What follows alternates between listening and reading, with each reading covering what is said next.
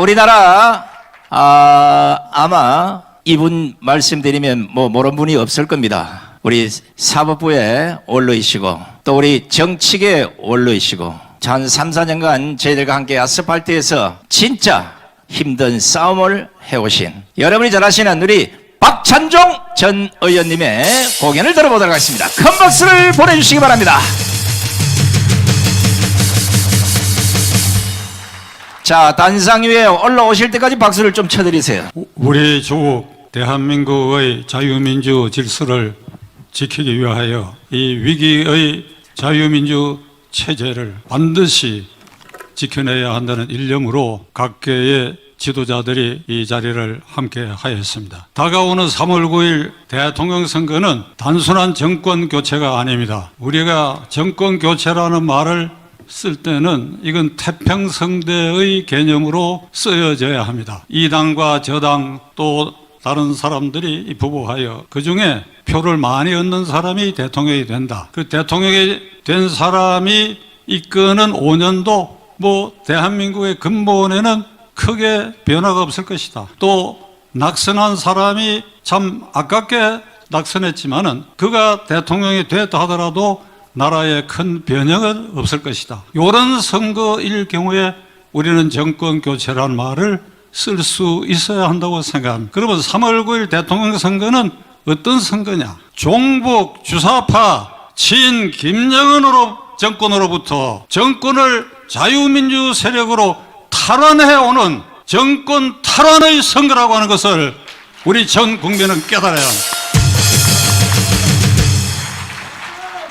다시 한번 종북 주사파 친 김정은 정권으로부터 자유민주 질서를 신봉하는 세력으로 이 정권을 탈환해 와야 된다는 선거가 3월 9일 대통령 선거라고 하는 것을 우리는 깊이 명심해야 할 것입니다. 지난 5년 동안 문재인 대통령은 철저하게 헌법적 약속을 지키지 않았을 뿐 아니라 오히려 파괴했습니다. 2017년 5월 10일 그는 헌법에 서약하고 취임사를 하면서 오늘 이 순간부터 국민 통합의 시대가 열린다. 나를 지지하지 않은 국민도 포용한다. 야당을 국정의 동반자로 하겠다. 나를 비판한 사람 가운데도 적당한 인물은 반드시 기용해서 주요한 자리에 맡기겠다. 무엇보다도 기자회견을 수시로 해서 국민과 소통을 할 것이며 그리고 나아가 광화문 광장에서 또는 남대문 시장에서 청년들과 상인들과도 소주잔을 기울이면서 대화를 하겠다. 이 약속을 하나도 지키지 않았어요. 어떻게 이렇게 하나도 지키지 않았어요? 이 약속 하나하나를 지키지 않은 거 이 모두가 탄핵 사유가 되는데 이 임기 말에 이제 다가왔습니다. 그에 대한 탄핵 사유는 켜켜이 쌓여 있습니다. 본드로 상권 분립 완전히 훼손했지요. 대법원을 장악했지요. 정권 실세와 그를 향한 울산시장 부정선거 사건, 월성 원전 1호기 경제성 조작 사건 등등 많은 부패 사건, 대통령과 실세와 관련되어 있는 사건을 재판을 연기하고 덮고 수사를 미기적 그리고 검찰을 하수인으로 완전히 만들고 말았습니다. 지난 월요일 날 마지막 신년사에서 많은 얘기를 하는데 그 많은 얘기가 많은 거짓말이었다고 하는 것을 여러분 아마 인식하실 것입니다. 그중에 하나만 제가 인용하겠습니다. 권력기관을 개혁하여 제도화했다. 이런 뻔뻔한 얘기를 하고 있어요. 검찰을 죽이고 유령기관인 공수처를 만들어가 공수처가 지금 어떤 행패를 부린다고 하는 것을 우리가 알고 있는데도 불구하고 이 문재인은 태연하게 하늘이 두렵지 않은지 이런 뻔뻔한 얘기를 계속하고 있습니다. 자, 그건 그렇다 치고 국가안보면에서는 철저하게 평양 발악이 김정은으로부터 하여금 서울로 오는 꽃길을 열어주는데 광분하였다. 광분하였다. 한자로 미쳐 날뛰었다. 동의하십니까? 미쳐 날뛰었다. 2018년 4월 27일 그해 9월 19일 판문점과 평양에서 남북군사 합의를 하였습니다. 휴전선을 경계로 하여 남쪽 20km까지는 그 상공에 공군기가 정찰할 수도 없고 그 비행을 금지하는 완전히 휴전선 일대의 무장을 실제로 해제하는 이런 군사 합의를 해줬습니다. 그리고 취임 직후부터 제재 완화, 북한에 대한 제재 유엔 결의 제재 완화 그리고 종전선언에 매달렸습니다. 시간이 좀 걸리겠지만 제가 할 말은 하고야 말아요. 2017년 9월에 구라파를 가가지고 독일, 프랑스, 영국 최고 지도자를 만났어. 제재를 완화하고 종전선언에 도움을 달라. 메르켈 총리로부터 아주 외면을 당해버렸습니다. 프랑스의 마크롱 대통령하고는 공동기자회견에서 마크롱 대통령이 정색을 하고 제재를 강화해야 된다고 얘기했어요. 제재를 강화해야 된다고. 대한민국 대통령을 옆에 앉혀놓고 제재를 강화해야 된다. 제재를 완화할 것을 건의한 문재인 앞에서 제재를 강화해야 된다고 얘기했어요. 영국의 메이 총리는 회담이 끝나고 난 다음에 대한민국 대통령은 이상한 놈이라 그래서 이상한 놈. 이상한 놈이라 그래서 이상한 놈이다 이게. 제재 완화를 해달라고 하는 제재를 강화하고 종전선언이라는 것은 꿈에도 두지 말고 북한에 대한 핵 폐기를 압박해달라고 해야 할 대한민국 대통령이 제재를 완화해달 이상한 놈이라고 그랬어요. 부끄러움도 없어요. 여러분, 종전선언은 많은 국민들이 이제는 조금 알기 시작했습니다만 이건 정치적 선언에 불과한 것입니다. 남북이 평화체제로 가기 위해서는 1953년 7월 27일 체결된 휴전협정을 평화협정으로 전환해야 됩니다. 평화협정으로 전환하기 위해서는 전쟁 당사국인 미국, 한국, 북한, 중국 4개 교전 당사국이 모여가지고 우선 전쟁 책임을 따져야 돼. 남침 전쟁이 되기. 배상 책임을 따져야 돼. 북한이 책임을 져야 돼. 그리고 무엇보다도 5만 명이 넘는 국군 포로가 납치되어 있는데 그 생사가 알 길이 없어. 이 문제에 대한 해결을 해야 돼. 이것을 다 포괄해가지고 평화협정으로 맺어지면 그것이 종전선언인데 거기에 이르기 전에 정치적 선언으로 종이 쪽지 종전선언이 이들이 골몰하는 이유는 이것이 평화쇼으로 그들의 치적으로 그들의 그대권을 확보하기 위한 전술로 종전선언을 내세우고 있는데 다음 달 북경 동계올림픽에까지 무언가 이 종전선언을 지금도 이걸 포기하지 않고 이런 미친 짓들을 지금 계속하고 있어요. 여러분, 종전선언이 만일 된다고 한다면 평화협정과 관계없이 종전선언이 문재인 정권 의도대로 된다고 한다면 어떤 일이 벌어지느냐. 광화문 광장이 민노총 정교조동 극좌파에서 장악이 되고 그래야 거기에는 미국 대사관을 향해 가지고 종전선언이 됐으니까 유엔군 미군은 물러가라. 언제까지 물러가지 않으면 우리가 광화문에는 미 대사관을 점령할 것이다. 종전선언이 됐는데 평택에 왜 미군이 있느냐. 데모를 하고 습격도 할 것입니다. 여러분, 카드 대통령 때 이란의 미국 대사관이 약 4년간 점령당한 일 여러분 아마 기억하셔야 됩니다. 대한민국 극좌파는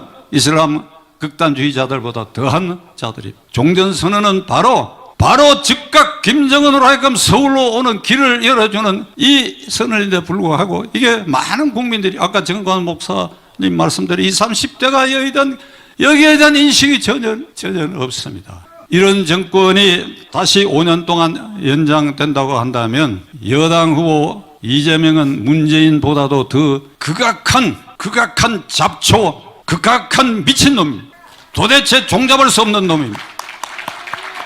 그는 대장동 게이트가 여러분 이재명 게이트라고 동의하십니까? 그가 주범임을 동의하십니까? 9월 14일 날 그는 기자회견을 통해서 공개적으로 당군 이래의 최대의 수익을 내린 이 대장동 개발 사업은 내가 설계하고 집행했다고 자백했습니다. 그 뒤에 문제가 생기기 시작하자 입을 닫고 동문서답하는 거짓말을 쏟아내기 시작했고 그런 과정에서 그의 측근 유동규는 자살 미수를 했고 성남은 개발본부장 유한기 씨는 스스로 목숨을 끊었고 그로부터 이틀 뒤에 개발본부 처장 김문기 씨가 스스로 목숨을 끊었습니다. 대장동 게이트, 이재명 게이트는 시신의 더미 위에 죽음의 계곡 위에 피어오른 악마의 존재로 지금 변질되어 있는데도 불구하고 이재명은 이를 덮기 위해서 매일 여기 가서 심지어는 발모 비용까지 국가가 부담해 주겠다는 황당한 공약들을 하고 돌아다니고 있는데 이 미친개이가 만일 대통령이 된다고 한다면 문재인 정권보다도 더한 짓을 할 것이다. 더한 짓을 할 것이다. 북한에 대해서 친북 주사파 친김정은 정권의 본색을 더 강화할 것이다. 지난주에 그는 이런 얘기를 했습니다. 미국이 종전선언을 반대하고 있고 일본이 종전선언을 반대하고 있는데 일본이 종전선언 반대하는 것만 쳐들어가지고 야당 대통령 후보가 종전선언을 반대하는 것은 일본이 반대하는 것을 따라서 반대하니 야당 대통령 후보는 친일파요 매국노라고 얘기한 게 이재명이란 자입니다.